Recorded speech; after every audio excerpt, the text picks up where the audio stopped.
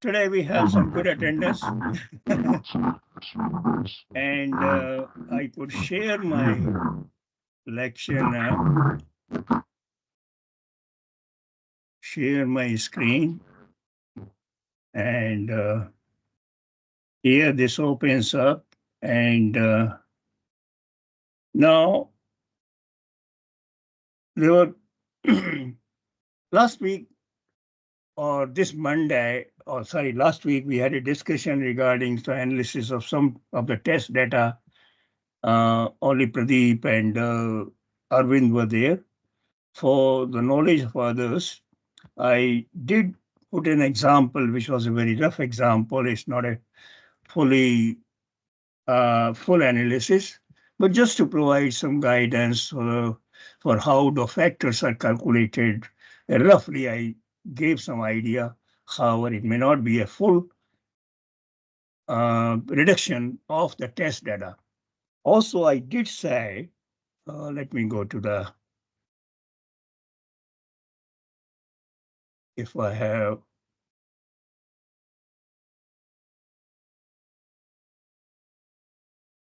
come on.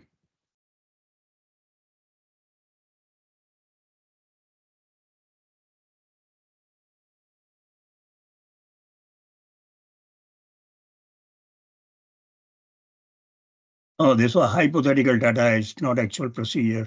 And I did say, which I'll go back to my liables analysis. Sorry for that.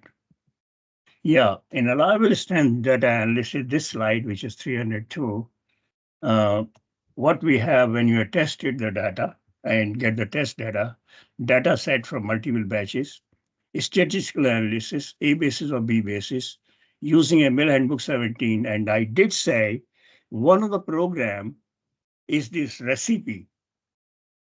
And this is available. The recipe is regression confidence interval and percentile. Now, this program is available in public domain. So one doesn't have to write a special program to do the analysis for the B basis reliables or A basis reliables. One can download this. Unfortunately, this program is the Fortran based, so exe file. And because this is pretty old software, normally what happens, the window version is not there. And one has to use some trick. I asked one of my colleagues to tell me how to run the program, because earlier, in fact, almost a 6 month of year back, I had been able to use it. But now, really, window has changed that if some, what secrecy procedures. So this program does not directly run. And really, Arvind, I had requested Arvind to look into that, but if not, I'll send you the procedure. I'm able to run it now. So maybe tomorrow or so, I might send the procedure, how you can run and make use of this wonderful program, which can be used to determine your statistically based reliables. I'm not sure if anyone who has used any of the softwares to determine reliables or in need of that, but this can be a good program to be used. Now, it can be used for metals, it can be used for composites, but it's very useful composites. It's written for mainly the composites. Okay, so I won't go into the detail. I already explained this. I have to start today after discussing the building block approach for the certification process, and the persons who have not attended that, let me just quickly run through for the advantage of them, what it contains. I won't go into the details of this, but let me show you those who have missed that I was trying to discuss this building block approach, which has three groups, and three groups are subdivided again into total of 6 blocks, where first block is material screening and selection. Second block is material process specifications, alliables. So this is crucial for design alliables. And this is where design values and structural details design verification is done by testing the structural element test, subcomponent test, and component test. So I had already covered during my last lectures the block 1, block 2, and block 3.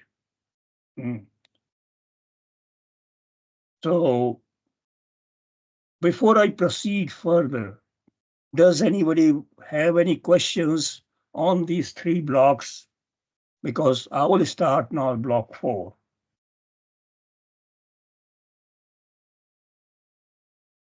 The notes are there, and those of you who have missed it, they can read it. And also, most of the material in the notes is coming from Mill Handbook 17. And earlier in my lectures, right in the beginning, I had emphasized that Mill Handbook 17, there are 5 volumes which are available from public domain, free of charge, so one can download and go through this. Now, all this information will be in volume 3. Okay, so I'll skip these slides here. Descriptions are there. And if anybody wants to raise any questions later on, they can always pass it to me, send it to Prof. Dinesh, or you can email me directly. And I would be too happy to explain any details regarding these blocks. As I have said earlier, I had been involved in this evolution of all these building block approach for 787 program. So I'm fairly familiar about all that. Okay, now let us consider building block, the block 4, as I showed you in that summary of the building block approach. So we had covered up to block 3.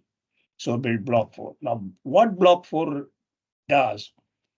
Before block 4, it was block 3, where we use the small coupons in order to determine the basic design values and alliables for basic intermediates, and what this structural element test contains, because the different structures which you are designing to may have some special features. So you like to determine and verify your alliables or design by testing certain elements. And some of the elements which we define, and what is the objective of the element test? Design values that are related to the structural features, effects of manufacturing, induced anomalies, and earlier I had explained what are these manufactured anomalies during production, because nothing is perfect in this world. What you have designed the structure to the perfection. But when the manufacturing is there, they would always come out with sometimes some defects, which we call anomalies or defects. And we got to consider those defects or anomalies so that we don't keep on rejecting the parts, which is too expensive. So we have to write in the beginning, when we are evolving the design data, we consider the defects which are likely to occur in production. We anticipate them based on the experience we have, and determine certain design values, the acceptance values and rejection values within certain parameters. So that's the purpose of this. Damage validation. Now in this one said, last time I had explained, like drilling the hole could be elongated or it could be damaged, fiber breakout, or some other process failures. There are many I had described earlier. Damage validations. So different damages which could occur in the structure, during service. And so you need to determine the design values to cover for those damages. Sensitivity to fabrication process changes. Another thing is how sensitive, because when you are doing the design, you are designing the product for certain standard process. But there could be possibility that certain, like suppose you're curing the part. During the curing, the heater breaks down. Some part may get overcured, some part may get undercured. How do you verify? What are the issues with that? How do you certify that? Do you want to reject it or accept it or repair it? Fabrication process. Effect or repairs. The other thing is repairs.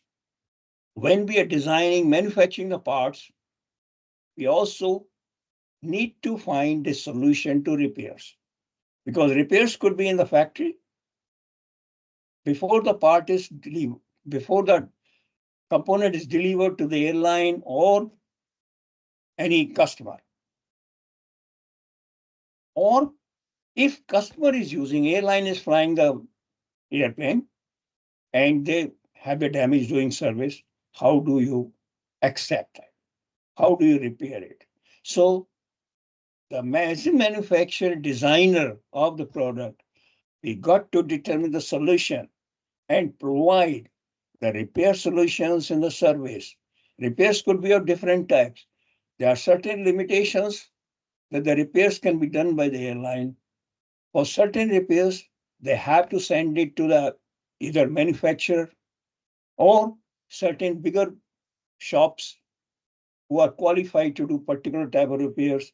So there are heaps of different criteria over there. However, the bottom line is, for everything like various structural features in design, manufacturing-induced anomalies, damage validation, fabrication process changes, repairs, everything has to be covered by the designer. So, and all these things are done with the testing as well as the analysis. So there's always a correlation between the analysis and test. And you develop some kind of empirical equations, the charts, so that you have the acceptance and rejection limits and the solutions to that. So that's all objective of this structural element test. I've shown here some examples of that. This is certain say stiffened structure, skin showing, the fasteners. So I've just shown, okay, there's a damage, some holes, notches, and you have this structure like rib skin, and joints under tension and shear loading. So these are features for which you have to design the structure. That means you have to qualify with those defects also, like what I'm showing. Other things like a trailing edge joints, two skins meeting at the trailing edge, and these double countersink fastener, because you can't use a protrude fastener that is aerodynamically not acceptable. Unfortunately, in composites, when you're trying to use these trailing edge joints with double countersink fasteners, this is a difficult area. It looks simple, but let me tell you one thing, that this is one of the most difficult area to deal with in this. It looks simple, but it's not so. One of the reasons is these fasteners which you get, double countersink fasteners, they are really not very good in the performance.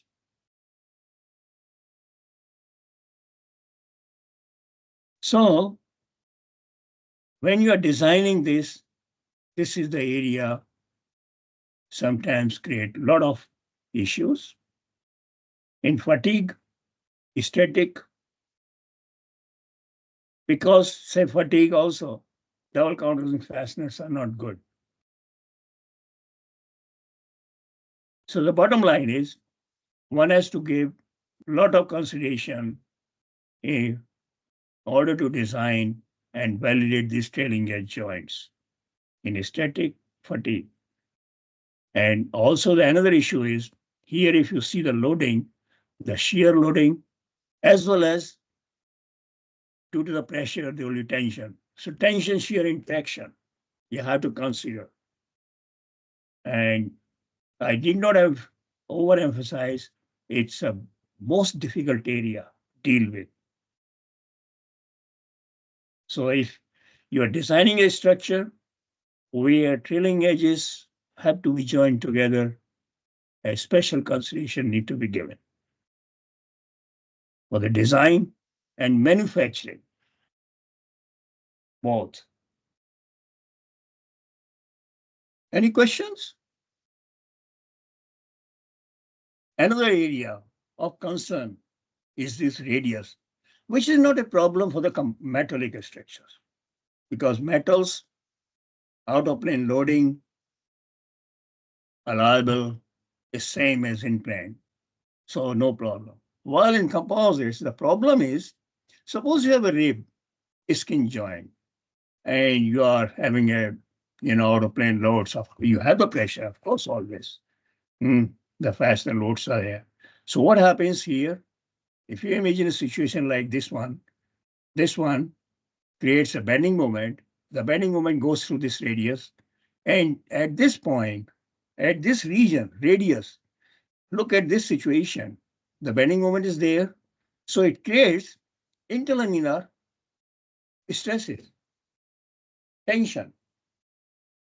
When the interlaminar stresses are created, and it's a weak region, out of plane loads, normally we don't design the composites, laminate composites for out of plane loads.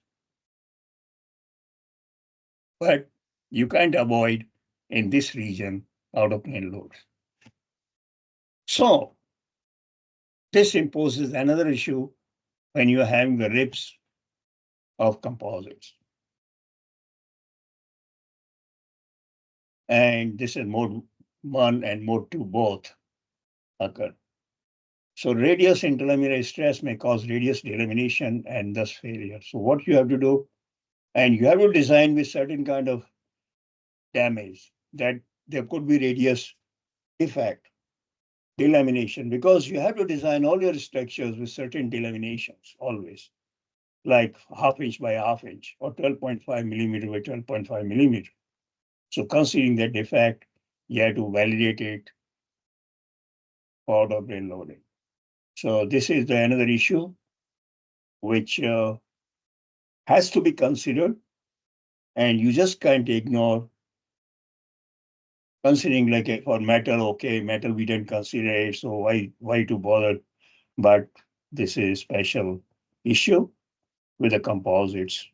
So from the NL, whosoever is attending, if they made the structure like this one, rib box, a box structure where I'm sure they would have taken into account the out of plane loadings to design the rib corners, this rib radius.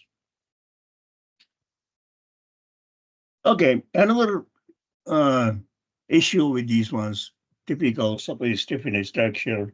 So is a cartoon picture of, suppose you are attaching the fitting like this one, and with the composites and these fasteners,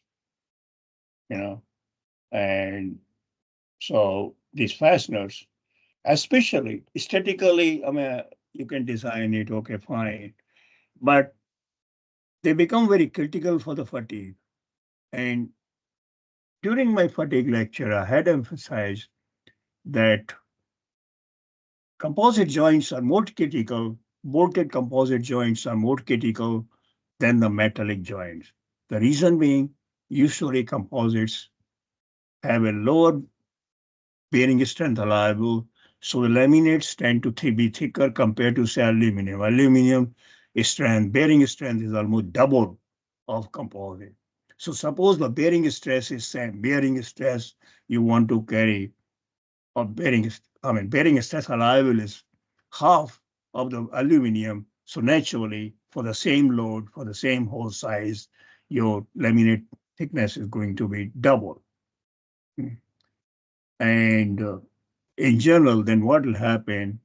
It will create more load on the fastener, the bending load. And fasteners become critical. We had special considerations during 787 program, say, for the fatigue design of these composite bolted joints. And that's one of the critical areas. So you have to test by certain elements. So all these things which I'm describing are with the importance of the element testing in this building block approach, various elements. So I'm putting some of the design features, but nevertheless, it is not the full list. Your design, depending upon the type of design features, you have to incorporate and test every feature. It's very quiet. Any questions so far? None. Okay, various possible element test. You may have single fastener, single shear bearing, two fasteners, single shear bearing, fastener pull through the laminate, radius interlaminar fracture, laminate buckling and crippling, joint fastener shear interaction, shear tension interaction. I described that's like a trailing edge joint where you may have a shear tension interaction. Coming back to the shear tension interaction, when I had to design the coupon. There was no standard coupon. And this was the very difficult area for me to deal with this situation. I had to come out with a solution, which I couldn't find anybody to give me the solution. And I was very nervous what to do because I had to satisfy the certification agency. And I was just struggling. So in the night when I was sleeping, that's a real. Suddenly, a solution came to me and it worked very fine, wonderful solution, how I could load the coupon to satisfy all the needs of shear interaction. Because sometimes what happens during conscious mind, when you're thinking, the solutions don't come. And in the night, the solution comes. It happened with me. And next morning, I went to the office. I discussed with colleagues and certification agencies, and that was a good solution. Okay, in-plane compression with BVID in panels. BVID, so you have to test some coupons or panels to satisfy the requirements. Notches and holes in laminates, tension and compression, fracture toughness, G1C, G2C, repairs, validations, manufacture anomalies test. I've shown these single fasteners, some ASTM standards. Actually, you can find ASTM standards for such coupons, but these are only cartoon pictures, fastener pull through, BVID, some damage, notches of various sizes, so different type of coupons, and fatigue, static, as the requirements are, holes. So large notches, holes, impact damage require validation by analysis and static fatigue test as part of damage tolerance. Okay, the large notch, element test, we a double bag, twin two bag notches of various sizes, static tension compression, because you have to satisfy the large cracks, like a fuselage bag, two-bay crack has to be satisfied. So you have to justify and integrating the analysis and test. You have to develop the reliables, design values. So essentially, your job is to satisfy the certification requirements by analysis and test. That is what certification agencies are interested in. A few test examples. I've taken this from 787 program, which are in public domain, based on my publication in one of the papers in SAMPE. So large panels test with holes or notch. So we had different coupons, in fact, with notches and holes of different sizes, but I've just shown one typical coupon with a hole. In fact, we tested much bigger panels than what is shown over here also for certain notches. So residual strength, compression, and tension of large notches, holes, and BVID. So we have some coupons with large notches or BVID or holes, different sizes. So when the hole size is growing, your panel size also grows. So various size notches, or static and fatigue test. Another one is crippling test, coupon, a typical test. You'll find this in many of the handbooks, a typical angle-shaped coupon for crippling test. This is a test coupon where when we were trying to determine, validate the repairs, scarf repairs, and we had done a lot of work on the repairs. It was not very easy. The difficulty with this type of material and the repair was that the pristine material which is there for RI, that is resin infusion material, where we use the fabric and the resin. But you can't use fabric resin to repair the part. So, because components are being prepared or manufactured using the resin transfer molding process, but repairs have to use pre-preg material.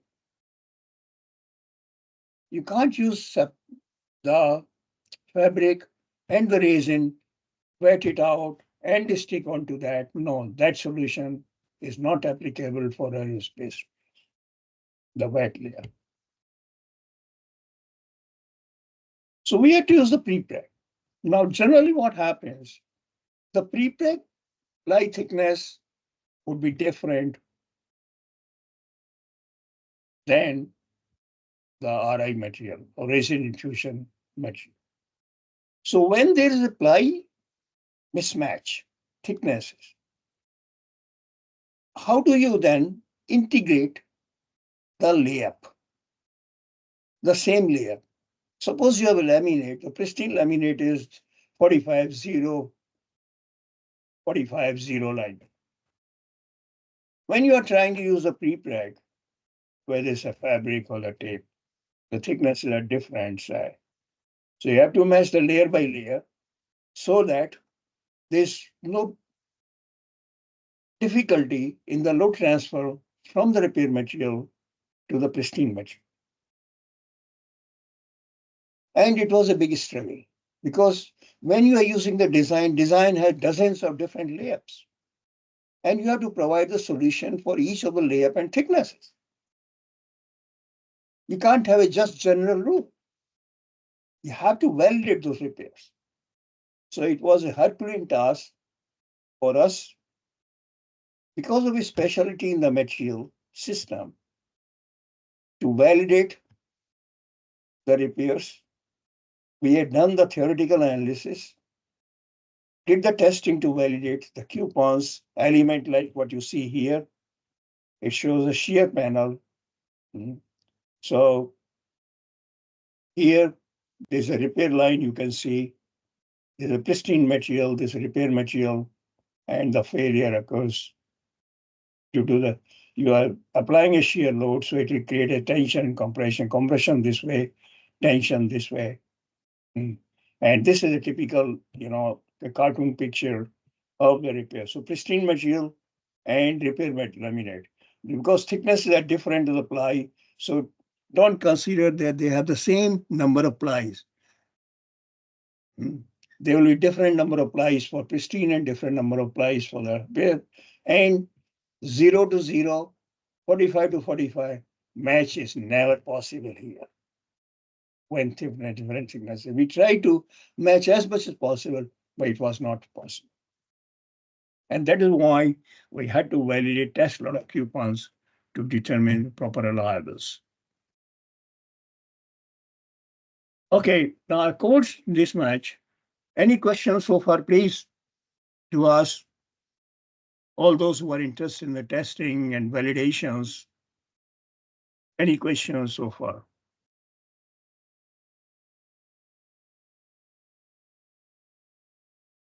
No.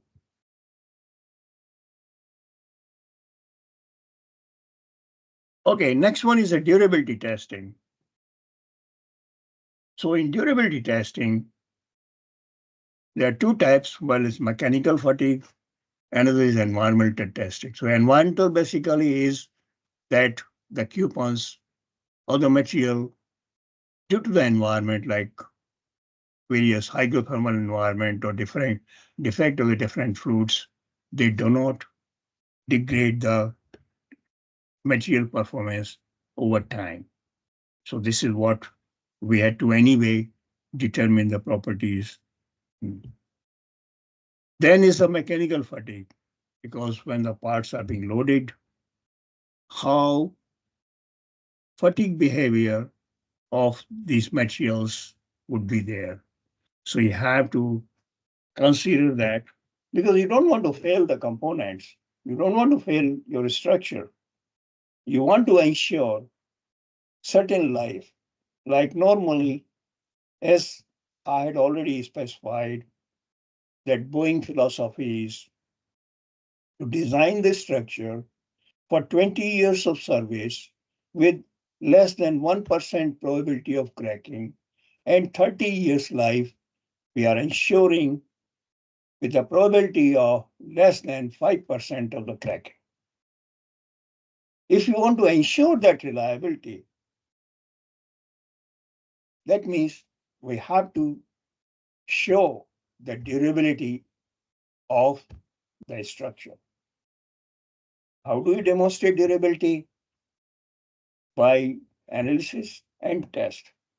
Now, in composites, we rely more on the test data, and then only you can build up the fatigue reliables. Because there's no single damage like a crack growth analysis, which you can do in metals. That philosophy is not valid in composites. So composite fatigue criteria is slightly different to the metals. Composites, we consider no damage growth, which I have already emphasized several times, that we are considering no damage growth in composite. But we have to ensure the fatigue life.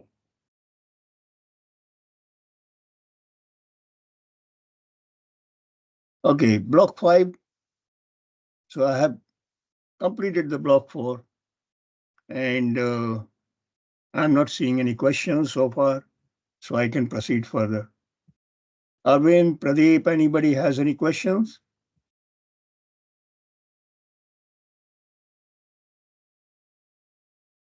Okay, next one is subcomponent test. Examples, lightning strike. So objectives of lightning strike. Come on, I think block 5. Okay, now what is the block 5 subcomponent test is effect of structural complexity. Now, so far we discussed the element. First, we discussed small coupons. Then we came to the elements, which are the structural features. Now we are considering subcomponent. Subcomponent is, suppose you are designing a flap.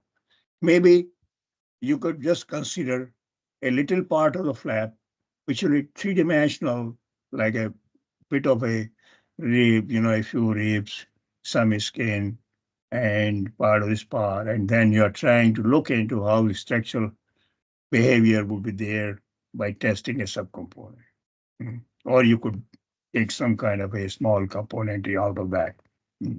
So effect of structural complexity, so that's the objective, and scale up basic reliable test data and analysis methods.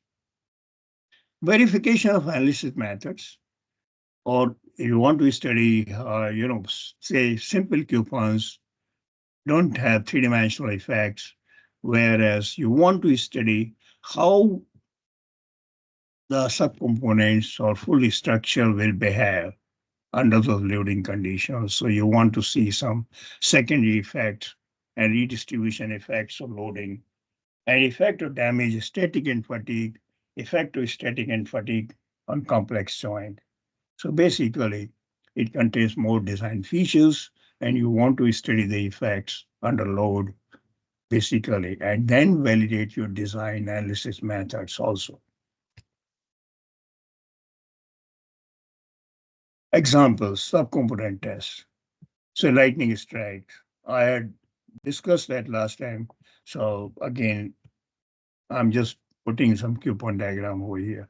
To an objectives of lightning strike test, to understand the effects of lightning strikes on various structural details, assessment of damage created by lightning strike, determination of residual strength behavior. So the purpose is you want to understand when the lightning strike occurs with certain amperage, some current level, at some voltage, how the structure will behave.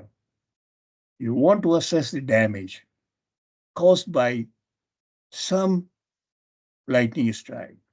So you would perform some test. Like I've shown, suppose this is a box, a stiffened box, and electrode supplying high work compared. So normally what happens with a lightning strike, there are some standards which the company would have in different zones, what kind of current levels may be there. So they will divide the structure into those zones depending upon the severity of lightning and try to test it, determine the damage, and then assess, okay, suppose lightning strike occurs so that level in that zone, can we tolerate it? Is the structure safe? And this is the purpose of this. So look at this, one of the test coupons which we had. It, it was done in Seattle, the full box at different locations, different current levels were incorporated, and we had different damages. So this is one of the area, and you can see from this scale, this is 1 inch, 2 inch, 3 inch. So almost like a 2 inch, more than 2 inch, I can see this damage. This is almost like 3 or 3.5 inches. So this much of damage could be created. So suppose our particular component lies in a particular zone and this much of damage, then we have to certify, okay, during flight, if so much of damage could be possible, what is the residual strength due to this damage? And that is what we have to certify. Okay. Now, such a damage may not occur everywhere, depending upon the severity of the currents, lightning strike zones, which I explained last time in some zones. So depending upon where your structure lies.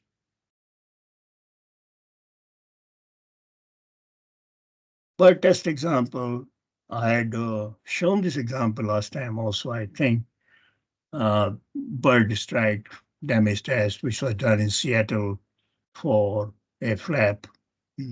This is the outboard flap. Part of the outboard flap is a real component for 787, which is manufactured in Melbourne. So it was sent to Seattle for the testing. And so this is a part of the flap you can see installed, and the bird test. Bird was fired through the gun. It's a, real bird, but dad is good. And you can see the blood stains, but there was no damage to the structure, which verified the integrity of the structure in presence of the 4-pound bird strike test, and that is how it was certified. Sonic fatigue test, and I had discussed last time that structures could be subjected to the sonic fatigue, and most of the severity of this occurs during takeoff when the highest thrust is there, and this occurs only for maybe about 2 minutes or so. Severity of that loading, however, this is a low amplitude, high cycle fatigue, so cumulative over the design service objective, it could be several million cycles of low amplitude. So one has to really satisfy the requirement, consider that the structures which are especially in the vicinity of the engine exhaust, which are subjected to these vibrations due to the sonic fatigue, are not, they are damage tolerant or they survive. They are not damaged. So you have to show the integrity of the structure. Sonic fatigue test successfully demonstrated the structural integrity and met the regulatory requirements. So this fatigue test was done. Sonic fatigue test again in Seattle. The component was fabricated in Melbourne, sent to Seattle for the testing. Now, block 6, component test. Regulations, before I consider the component test, regulations for the component static test, which I have already discussed earlier, but just repeating here. So one of the requirements for strength and deformation is, for the static consideration is, the structure must be able to support limit loads without detrimental permanent deformation. At any load up to the limit loads, the deformation may not interfere with a safe operation. The structure must be able to support ultimate loads without failure for at least 3 seconds. So when you are testing it to the ultimate load, you have to, I'm just shifting as a standing because my back is a little painful. So just a minute.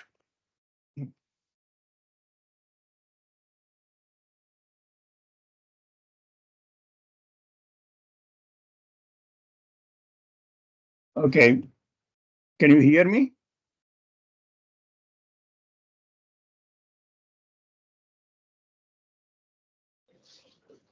Yes, sir. Yes, sir. Yes, sir.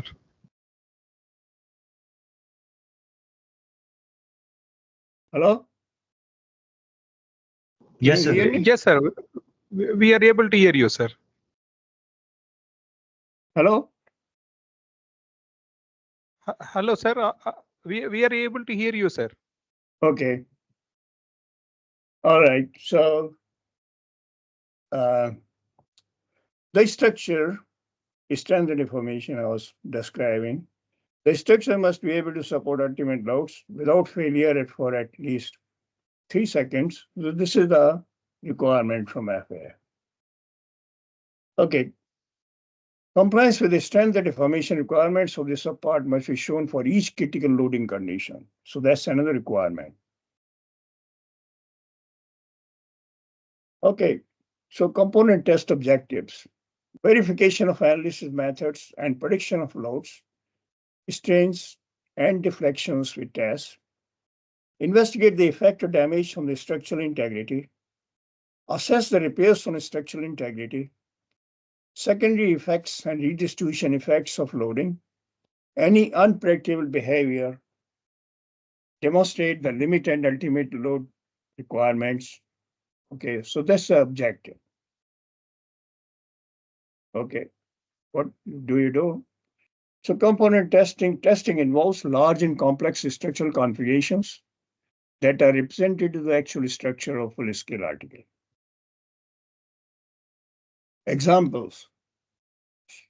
I'm showing the example of 787 inboard flap static test. But let me just show you. In Melbourne, as I have described earlier, 787, these components are made. All these trailing edges. Inboard flap, flaperon, outboard flap, and aileron. And when we had qualified, certified these components, for the static testing, we tested this, tested outboard flap, and aileron. So all these components, not as a subcomponent, by the way, the real full-scale components were statically tested in Melbourne. Representative of the actual production procedures, actual production article, and covering all the load cases, the critical load cases, by the way, not hundreds of load cases, not that. The critical load cases, there could be 3 or 4 load cases, most critical. And the design analysis was verified by the full-scale testing. So that is the bottom line of the certification procedures for this. And when I discuss the fatigue test, I'll discuss that inboard flap was tested in fatigue. Okay, so I'm showing the example here for the inboard flap. And this is the structure, as I've shown earlier also, which I have the top tube. It's a total composite structure, except the metals are the fitting. Everything else is composite. DNOS, metal ox-track, metal fitting, metal ox-track, and composite skin in the ribs. And in the test rig, you can see this is a flap, and these are form boards for the loading, and this is the filtry for the loading.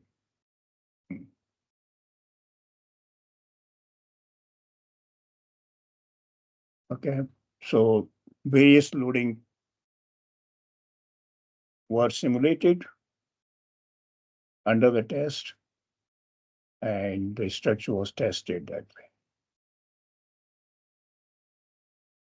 Basically, the features, production process article, that is a production process, production anomalies like disbounds and delaminations, purpose is no damage growth, because when the article was produced, during the production, we had incorporated certain disbounds at the critical locations to validate the delaminations or disbounds. PVID and VID, since you have to qualify the structure, demonstrate the tolerance of BVIDs and also the VID, that visible impact damage, we consider those damages on the structure and correspondingly validated that those damages did not propagate the purpose, no damage.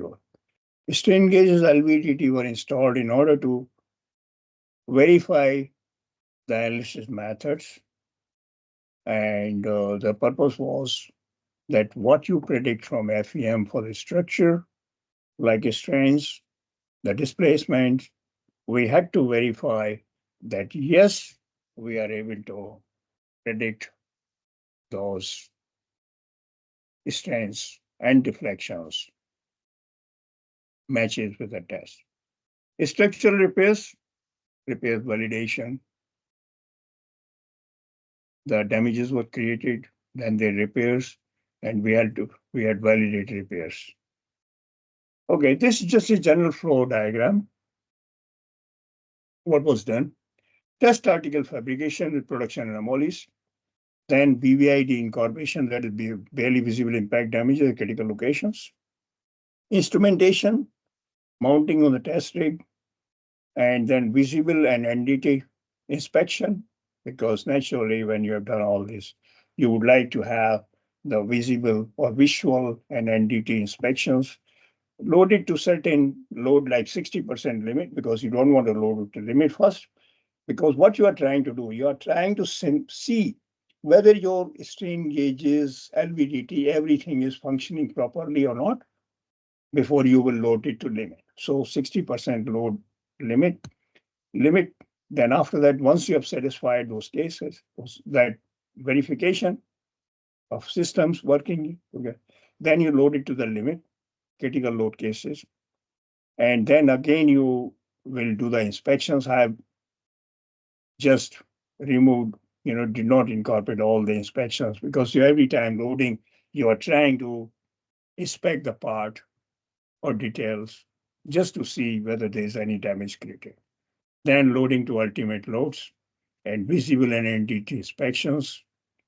Incorporate the visible damages, that's the large damages. And as you know, I have discussed earlier that for BVID damage, like this BVID, you are designing the structure to the ultimate load. That's a requirement. But when the visible damages are there,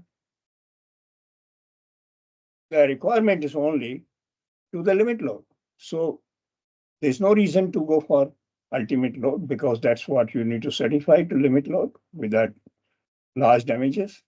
Then repair the damage, and then you have to load it to ultimate after the repair, because that's a requirement that you have to consider after the repair. The load capability of the structure should be ultimate. Okay, that's it. Loading to destruction is not required by regulators. The regulators only require the structure to be loaded to ultimate. As you can see, I had described in the requirements, holding the load for 3 seconds. That is it. You don't want to show anything more than that to certification agency. You can do the destructive testing for your own satisfaction, but that's not the requirement by the way. And we did not do that. Okay, now coming to the data analysis. This is the chart which comes from the real test data and the analysis. Principal strains are compared in the figure. Conclusions, prediction of strains agreed well with the test data, which verified. Now I can tell you one thing. Can you see this? Tension strain, the compression strain, minimum, maximum.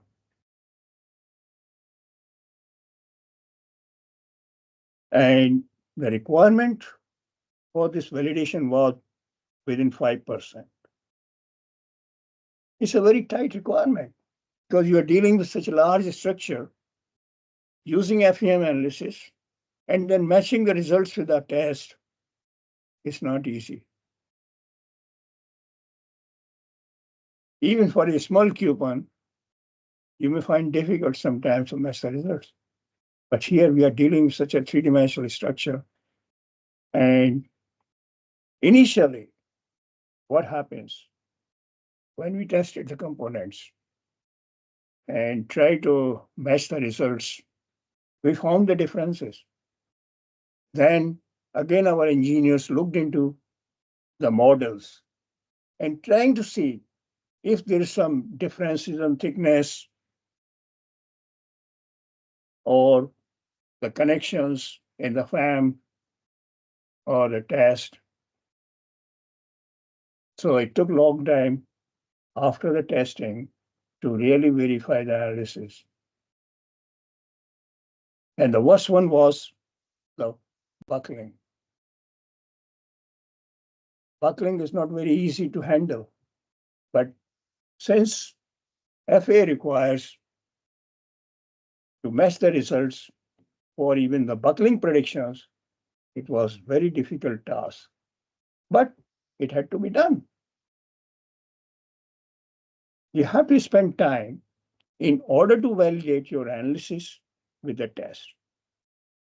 And then only you can make the models as perfect model. In first go, I can tell you when you are dealing with the structures and matching the results with the test, you may be lucky to match. You have to really say a perfect design, analysis. And that is how you develop the confidence then in analysis. But you can see yourself here that after the validation was done, everything was set right. You can see it looks like too good to be true, but it's real. We had to demonstrate it.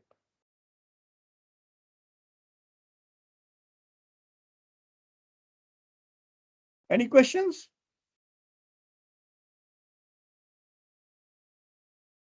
The whole of my purpose of showing this is that one cannot take it easy for certification because regulators are very tough.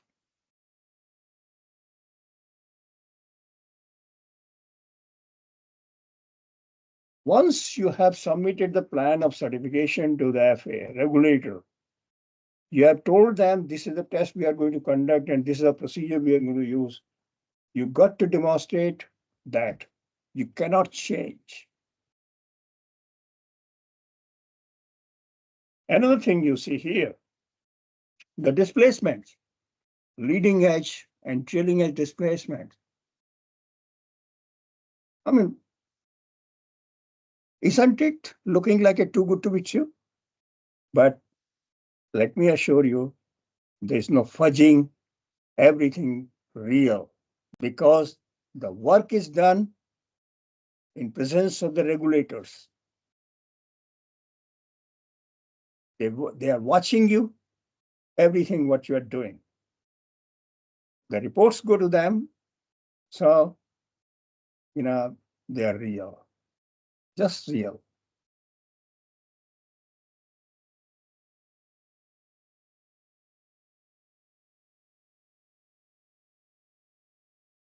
Another thing here,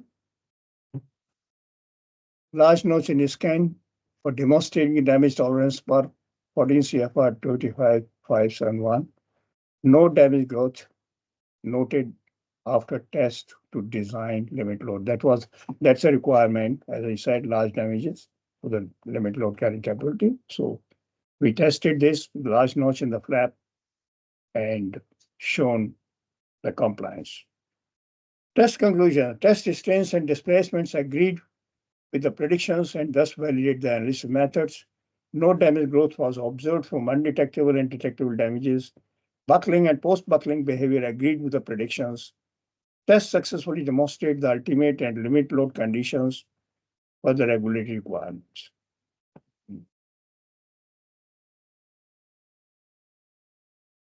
Any questions so far?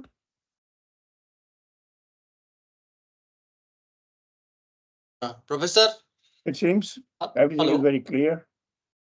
Hello, Professor. You are able to hear No me, questions Professor? coming from Pradeep or Arvind today? Hello? Hello? Hello? Okay. Hello? Next one is Hello? Boeing 787 aircraft static test. Now, this is not Hello? the Melbourne test. I've taken from Boeing website or some Boeing publications. I have not been involved in this aircraft test, full aircraft test, but just to complete my lecture, I have presented this material, which comes from some public domain Hello? Boeing site. The reference is here. Hello? Now you can see here, full scale Hello? test. Hello? Just excuse me. Hello?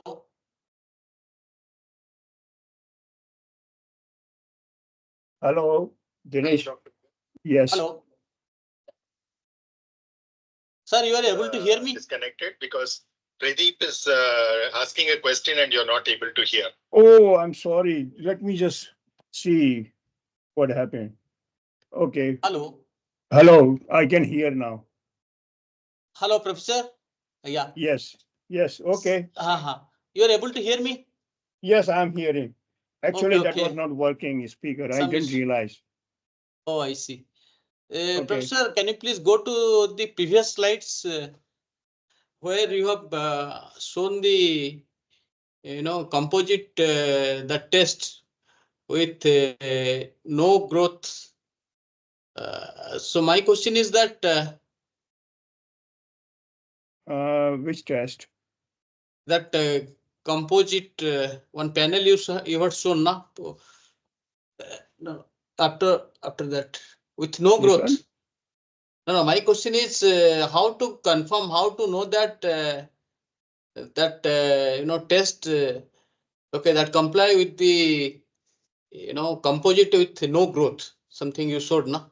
How to know that okay, no growth is there on composites from the well, test, whether you have to do some NDT test or something like that? So what happens when you are testing the coupon? Of course, you are testing the structure with a damage, like an open hole, say 1-inch hole or 3-inch hole, 2-inch hole. You are determining the residual strength for that. Okay. Mhm. So you are covering the damage tolerance, basically. When you are testing the fatigue, once again with the fatigue, you are ensuring that the fatigue, suppose you are testing a BVID coupon with the fatigue, and you are seeing if there is a damage growth, because damage growth is coming in the fatigue case only. So fatigue loading is there. You have to really see, you are checking the compliance at various stages, because continuously when we are testing, suppose a 1/4-inch open hole fatigue test we are doing. So we'll have the coupon and then continuously monitoring of the compliance. Compliance is nothing but reverse of stiffness. And when the compliance is changing, we would know, and based on that, we will assess no damage growth or damage growth for the fatigue. Okay? Okay. So change in the compliance, basically. That is how we'll normally define. That means there is a limitation of compliance, which Yeah, will normally give. you would put like maybe 10% or 15%, 20% compliance change.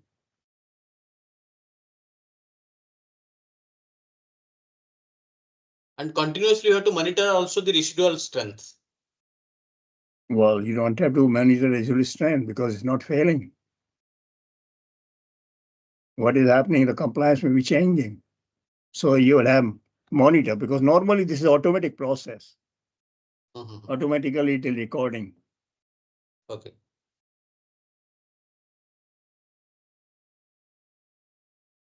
Okay. All right, fine. Thank you. Yeah. Yeah. Did you have any other question on this so far? I think if you had any question.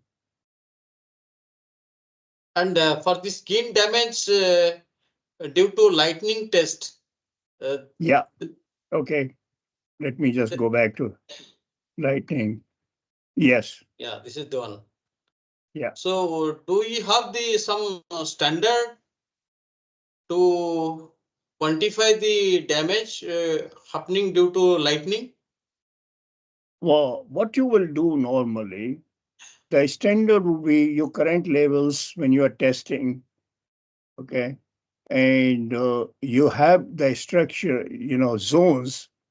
Basically, depends upon your structural zone, lightning strike zone, which I described last time. Let me go back to my figure.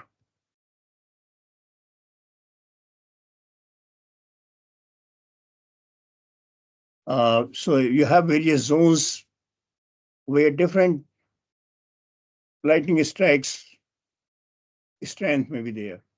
So suppose you are designing the flap, the trailing edge structure, which falls into the zone 3. Now, zone 3, usually would have conductor current, no actual attachment, lightning strike, low probability of any direct attachment. Now, what happens in this zone?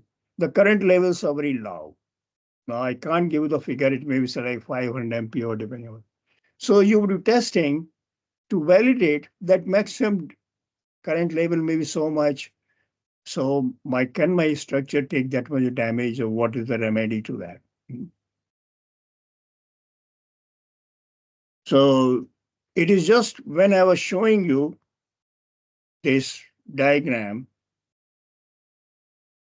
during 787 program, we just try to determine under certain current levels what may be where is that test? Lightning strike. So this, for certain, I don't remember the current level because if it's not published, I can't give you even if I remembered it. So this damage due to certain current levels. So that was, suppose this was hit with that level of that. So this can still tolerate because we would have designed the structure to sustain a large damage, which may be more than this, which can be tolerated for the limit load carrying capability. So that is how you will verify the damage tolerance. No, The whole, Professor, yeah. my question is how exactly we will simulate that damage in the actual specimen or components of component level. So by making the hole or something like that, how will? Yes, that's right. So as I said, say if you can see this damage, suppose this is 3-inch by 3-inch hole, and the requirement is say you are designing the structure for around 4-inch damage. Do we tolerate it? Because such a damage, then it may be just visual within a couple of flights. If you can remember what I was talking about last, a couple of times I've talked damage tolerance design diagram in various zones, zone 1, zone 2, zone 3, zone 4. So this much of damage will occur in the zone 3, like obviously detectable damage, large hole, about 4 inches, and which is covered by our design set.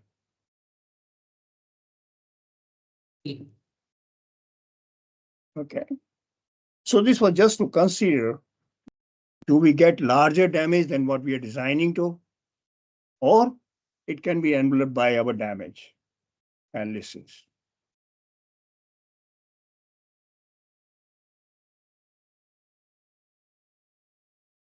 Okay. Right, Does it satisfy that? So yes, essentially, yes. what you are trying to do, you are trying to assess the damage created by particular lightning strike. And since in this area there's no fuel, so that requirement is not there, the fuel leak or fuel burn, anything like that, which I discussed, say for the wing, what was the approach which Boeing follows?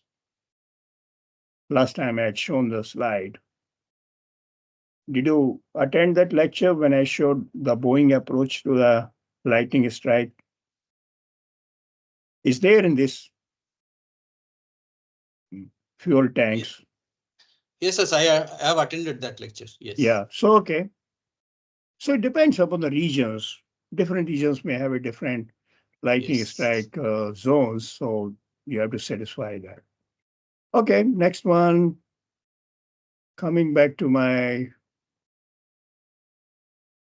now this one, I was discussing the full static test, which was done at Boeing, full scale test. And as you can see, wingtip deflection ultimate load 26 feet, so it withstood the ultimate load.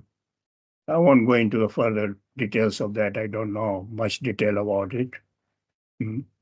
This is what I could gather from the Boeing website. Okay, component fatigue test.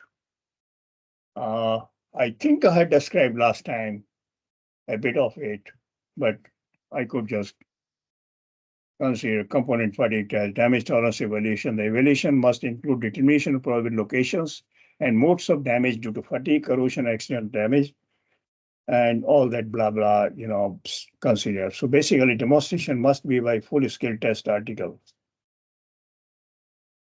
Okay, 787, the flap, inboard flap, which was tested in fatigue over here.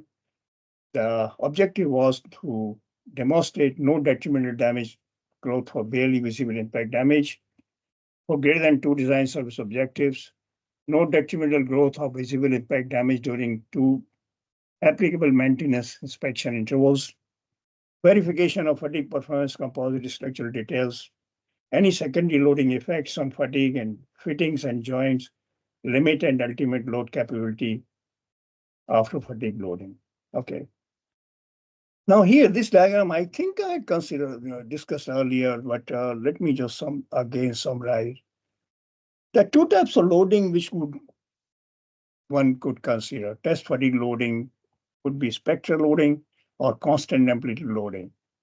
Now, when you are dealing with the metallic parts, normally full-scale aircraft test, of course, you are doing the spectrum loading to consider that you don't miss out any loading sequences, so small loads, maximum loads, and so on, full scale. So metallic components, subcomponents would normally be using this loading cycles. However, for composites, normally the load sequencing effect for the composites is not really found of significance. So one could use the constant amplitude, which simplifies the testing for the composite details. Means equivalent constant amplitude. Yes, that's right. So you have to evaluate the number of cycles, equivalent number of cycles, and the loading. Now, loading would normally a gag cycle loading, and then you would have to evaluate in order to cover those loading, the damage which will be created. So you calculate the number. I had described that last time during the fatigue spectrum analysis, a bit of that idea I had given using the gag cycle and how do you determine how many gag cycles per flight will be there depending upon the gag damage. So equivalent number of cycles. Okay, now I had described that there are 3 approaches one could use. This is my typical or mean line fatigue data, S and curve, and this is a design. You are testing one component only. You are not testing 2 or 3 components. So what happens when you are testing that? Suppose this is a life you have to demonstrate. Sorry, this is my design life. Okay. Now for this loading, this is my design life. So that means if I have to demonstrate the design life, but you are not testing multiple components to get design, that is B-based reliable. So you have to use test typical life. So that means in order to achieve this, you have to test so many cycles for the same load, which is N3. So that means there's a life factor N3 by N1. Composites, by the way, have a very large scatter. And due to the large scatter, what happens? The life factor may be 10, 12, or even 15. So that means you might have to apply almost like 14, 15, depending upon the scatter times the design life. So suppose you are testing for 50,000 cycles, and the factor for that is, say, 15, almost 7.5 million cycles. you may have to apply, which becomes too much. The component may fail. It's uneconomical and it may not be practical. So usually, or another approach is that you can enhance the load. So if you apply this much of load, instead of this, again, you can demonstrate that life. Unfortunately, what may happen, if you jack up the load to a significant level, your components may fail. That means some metallic fittings may fail, some other component may fail. So generally what is done, a compromise is reached, where you take a bit of advantage from the load and bit advantage from number of cycles. So you call that life factor and load enhancement factor, a mixture. So suppose you want to design for 1 DSO, you may test the component for 2 DSO. That is, suppose you're designing for 50,000 flights, you may test for 100,000 flights, but with enhanced load, maybe 1.2 times the load or 1.15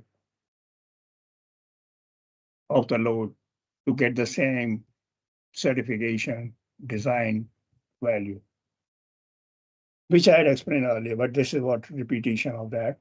So generally, this is the approach which the testing of aircraft parts may be using. Life factor and I have described that here. Okay, so 787 in mode flap general features, article features, production process, article production process, production anomalies, disbond, delamination, no damage growth, BVID and VID, no damage growth, strain gauges, LVDT, analysis methods, verification. And this is, I have taken the same picture which was there for the static testing because rig was same. The loading, of course, would change.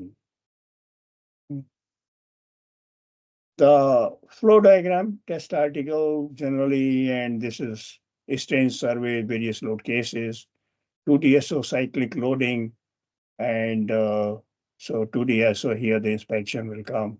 Again, inspect, and then you are loading to a static limit and ultimate loads because you have to demonstrate after 2 DSO with BVIDs, then you have to demonstrate limited ultimate loads capabilities. And then you are introducing the visible damage, that is larger damage.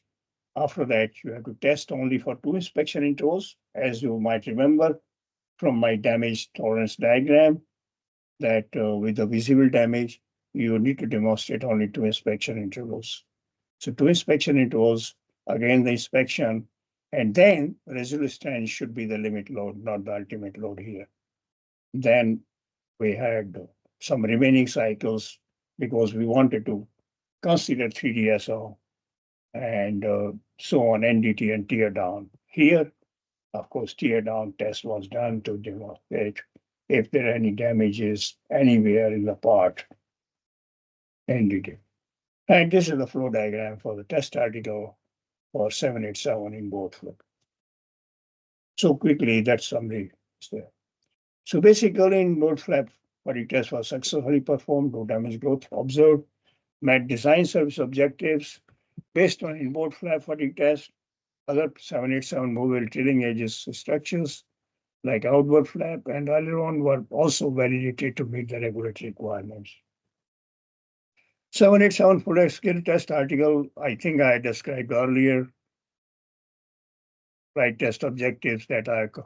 So conclusion of the total discussion is a brief summary of the certification process of commercial aircraft composite part has been discussed. The certification philosophy for air composite structures is based on value analysis verified by test. To achieve such objective, building block approach is followed.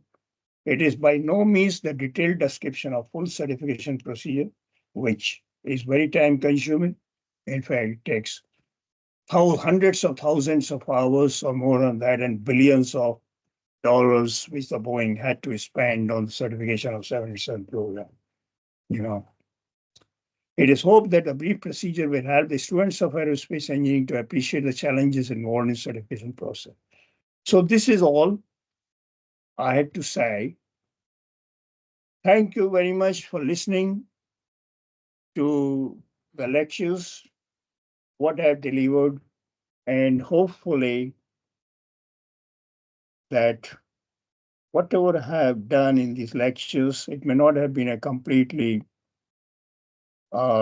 total coverage for the composite structure analysis and design certification. However, briefly, I have tried to describe the process which one has to go through in order to design and certify the composite aerospace structures.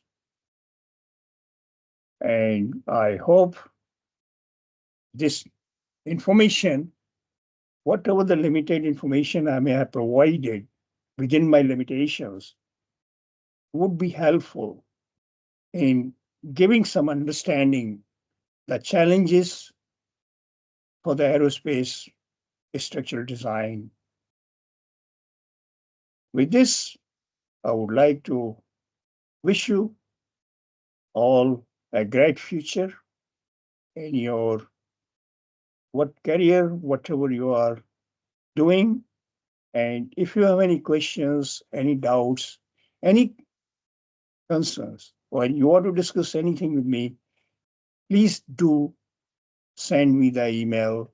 You can always call me, and I would be very much willing to help you whatever I can provide. Without any hesitation, please do drop in any email or you can call me, discuss the issues I would like to. So, any questions you may have?